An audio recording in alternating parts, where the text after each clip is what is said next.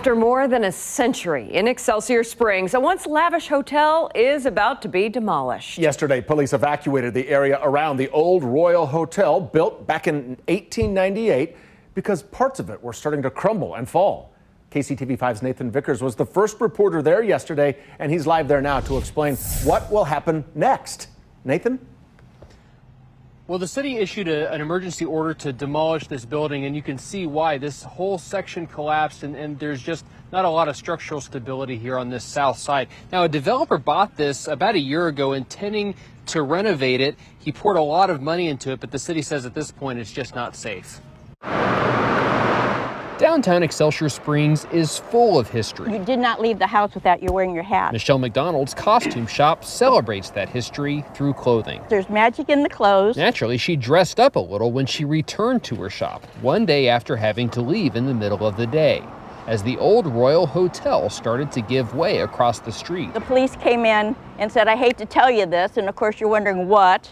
You're going to have to evacuate. She's noticed the building deteriorating over the last few years, hit hard by water damage and winds in June. That window was blown out when we had the June 11th wind. But in the town's heyday, the Royal was one of several grand hotels in town, catering to tourists seeking Excelsior Springs' fabled mineral waters. Hoity-toity. The city says it was a difficult decision to order its demolition. Melinda MEHAFFY is the town's economic developer who had been working with the current owner to restore it. Since we first noticed an issue with the building in May, have been working almost daily with this property owner to find a solution. She says the building is just too far gone and now poses a hazard to people and businesses downtown. I hope people understand that historic buildings are worth saving, but you can't let them get to a point that this particular building has reached where they are beyond saving, because then they are detrimental not only to the property owner, but they're detrimental to the community as a whole. McDonald and others nearby are disappointed to see the building go, but hopeful its legacy downtown can be preserved somehow. They just don't make them like that anymore.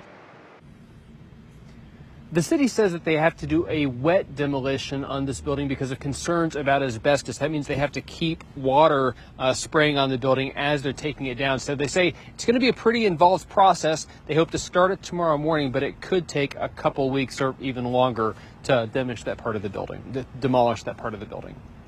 Reporting live in Excelsior Springs, Nathan Vickers, KCTV5 News. Nathan, thank you.